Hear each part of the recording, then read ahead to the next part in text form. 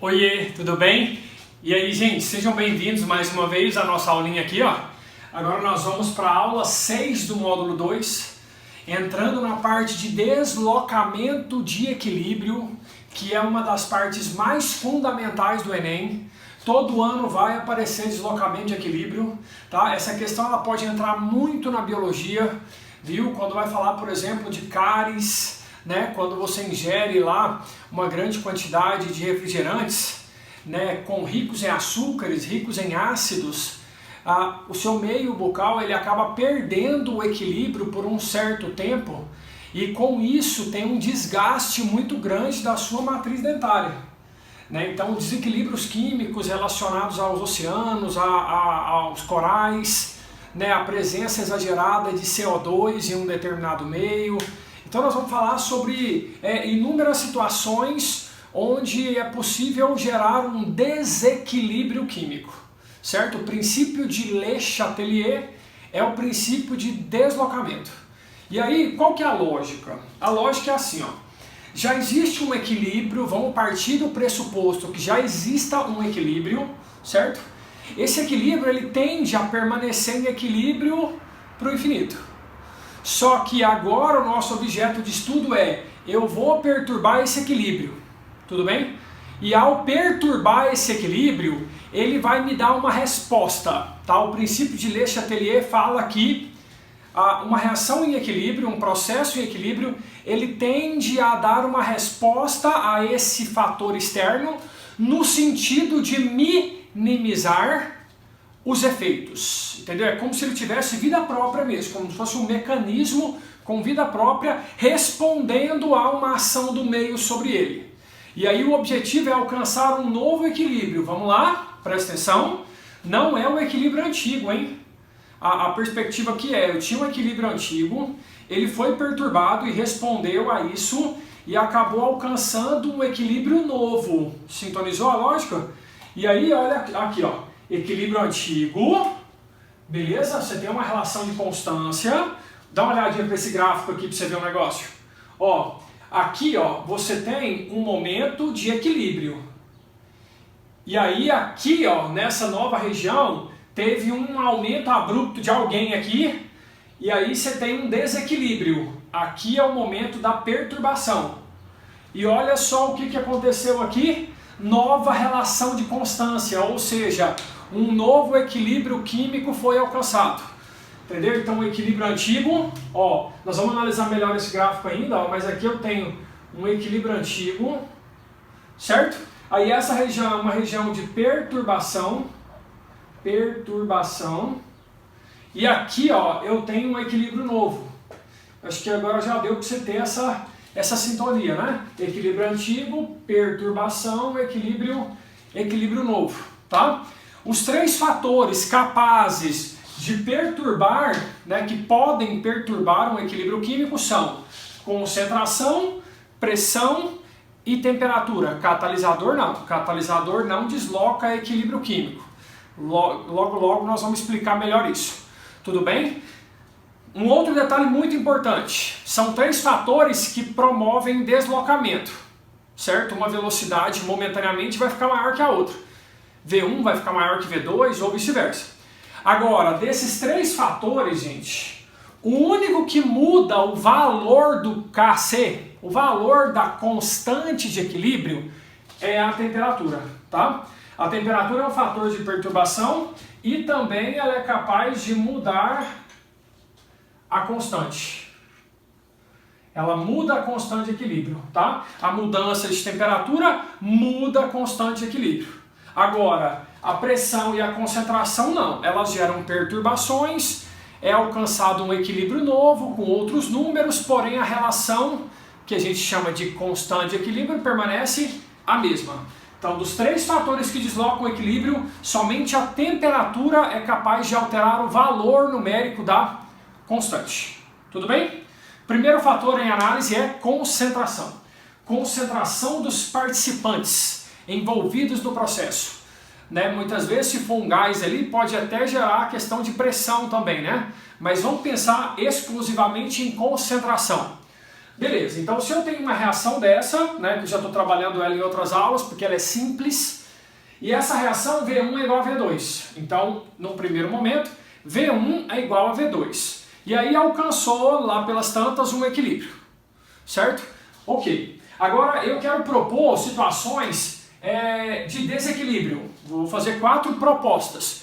Dentro dessas propostas, você pode pensar em aumento repentino de um lado, ou até em diminuição repentina de um lado.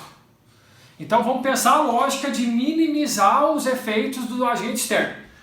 Quando você adicionar, olha aqui, quando você adicionar de algum lado, o equilíbrio desloca para o outro, no sentido de consumir esse excesso, entendeu? Minimizar esse efeito.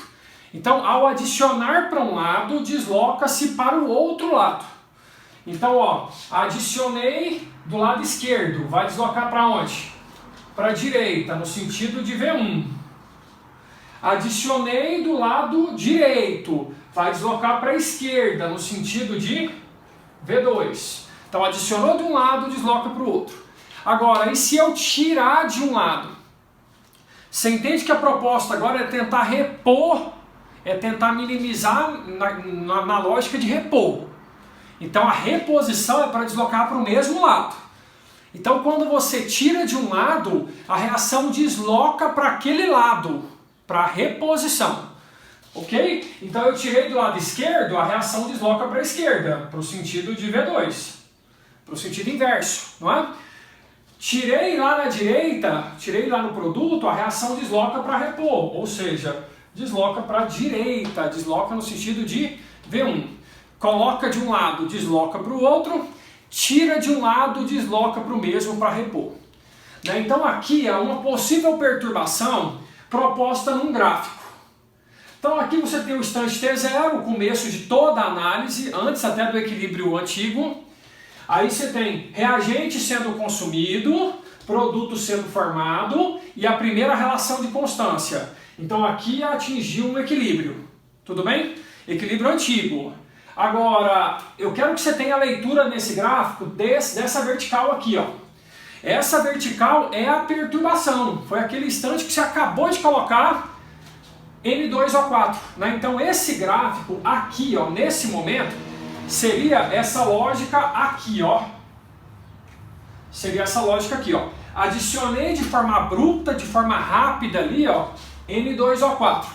A leitura nossa é que a reação vai deslocar para a direita, não é? No sentido de consumir esse excesso. Então aqui vai diminuir um pouco para aumentar um pouco aqui. Olha para o gráfico. Percebe que nessa perturbação, o que aconteceu? Parte do que você colocou foi consumido, porque deslocou para a direita, sacou a parada? Deslocou para a direita, então parte do que você colocou foi consumido para minimizar o efeito e, consequentemente, o produto foi formado mais um pouco dele. Até de novo chegar numa nova relação de constância. Você entendeu isso? Ficou bom para você aí? Tio John te ajudou?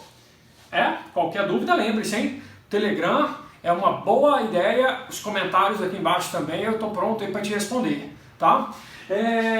Entendeu isso? Até agora tá tudo, a lógica está seguindo bem? V1, V2, desloca para lá, desloca para cá. E aí, gente, o Enem cobra isso muito quanto a efeito do íon comum e efeito do íon não comum. Então nós vamos imaginar uma situação de equilíbrio como essa, ó. E o Enem adora cores, né? Então, nesse caso aqui, ó, você tem essa substância aqui, que é o cromato, em meio ácido, gerando dicromato e água. O predomínio do cromato, ele tem cor amarelo, né? Agora, o predomínio do dicromato, ele tem cor alaranjado. Então, a relação de predomínio vai te dar a leitura de cores, né? Então, por exemplo, quando eu falo o efeito do íon comum, é o seguinte, eu vou interferir no equilíbrio colocando mais de alguém que já tenha lá. Entendeu? Então, essa interferência é externa. Eu sou um agente externo e o que eu quero? Eu quero inserir essa dinâmica aqui, ó, em um meio ácido. Eu vou colocar mais ácido lá dentro. Entendeu? Então, em um meio ácido, o que vai acontecer com essa leitura em azul que está aqui no quadro? Vamos fazer ela? Meio ácido é sinônimo de aumentar a concentração de H+. Aumentando a concentração de H+, se lembra que o equilíbrio tende a deslocar no sentido oposto, no sentido de consumir esse excesso. E aí a coloração encontrada vai ser o quê? A coloração, a predominante, vai ser a coloração alaranjado. Entendeu? Ficou bom? Beleza? Isso é efeito do íon comum. Eu estou inserindo um íon comum ao equilíbrio. Massa? Show! Agora vamos pensar numa situação de efeito do íon não comum. O que seria isso? Agora eu vou adicionar esse equilíbrio em um meio básico. O meio agora é meio alcalino. Se eu falo que o meio é básico, é porque a concentração de OH- é elevada, não é isso? Tá, professor, tio John, mas esse íon, ele não está nessa equação. Então como é que eu avalio isso? Você tem que fazer uma análise mais profunda para ver se de uma forma ou outra ele não interfere. Porque olha só, se há uma grande concentração de OH-, você concorda que o OH- tende a combinar com o H+, certo? Tende a reagir com o H+. H+ gosta de OH-, não é? Então o que vai acontecer? Esse cara aumentando lá dentro, ele vai consumir o H+. Ele vai consumir o H+. Aí a reação vai tentar o quê? Repor o que foi consumido, não é? Deslocando para a esquerda e com isso a cor predominante vai ser o quê? O amarelo. Uhul! Show de bola! Massa! Olha esse caso aqui de baixo. Esse caso de baixo, gente, é de um galinho que antigamente as vovós tinham, que era um galinho, né, um souvenir, que ele avaliava se o ambiente estava muito seco ou se a umidade está muito elevada e há previsão de chuva. Então ele era pintado com uma tinta, certo? Com um sal hidratado, com cloreto de cobalto 2 hexaidratado, tá? Então de cor azul. E o detalhe é que havia um equilíbrio entre a forma hidratada e a forma anidra, e a forma desidratada, certo? A forma hidratada tem a cor azul e a forma desidratada, a forma anidra, tem a cor rosa. Então a lógica ali é alta umidade, baixa umidade, deslocando o equilíbrio, certo? Então em um ambiente de alta umidade, previsão de chuva, será que a cor do galinho fica azul ou rosa? Vai! Vamos ver? Vamos ver se acertou? Olha só, alta umidade é sinônimo de deslocar o equilíbrio no sentido oposto, ó.